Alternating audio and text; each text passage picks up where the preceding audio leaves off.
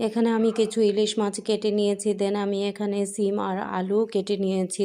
আসসালামু আলাইকুম, সবাই কেমন আছেন? আলহামদুলিল্লাহ, আমিও ভালো আছি। আজ আমি আপনাদের সিম আলু দিয়ে মজাদার ইলিশ মাছ রান্নার রেসিপি দেখাবো অন্যরকমভাবে। এখানে আমি প্রথম তেল দিয়ে পেঁয়াজ, কাঁচামরিচ, লবণ দিয়ে ভেজে নিচ্ছি। দেন পেঁয়াজগুলো ভাজা হয়ে গেলে আমি 1.5 চামচ পরিমাণ আদা রসুনের পেস্ট দিয়ে ভালোভাবে কষিয়ে নিচ্ছি, গন্ধটা যাতে না থাকে।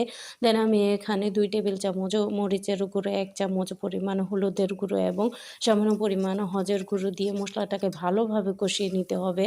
একটু পরিমাণ পানি দিয়ে মশলাটা একদম যখন উপরে তেল ভেসে আসবে, মাখা মাখা হয়ে যাবে, তখন আমি কেটে রাখা সিম আলুগুলোকে এখানে মিক্স করে দেব। সবজিগুলো ভালোভাবে মশলার সাথে মিক্স করে আমি 2 মিনিটের জন্য ঢেকে দেবো। এখানে কোনো পানি অ্যাড করবেন না।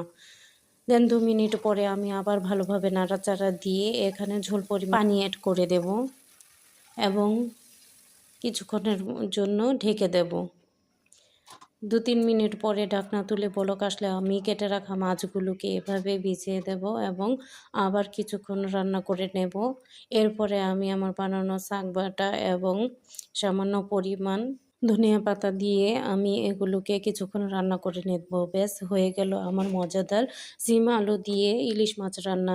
এভাবে সিম দিয়ে ইলিশ মাছটা খেতে আমার কাছে দারুণ লাগে, তাই আপনাদের সাথে শেয়ার করলাম। আপনারা কে কে পছন্দ করেন সিম আলু দিয়ে ইলিশ মাছ এভাবে রান্না? কমেন্টে জানাবেন। সবাই ভালো থাকবেন। আল্লাহ হাফেজ।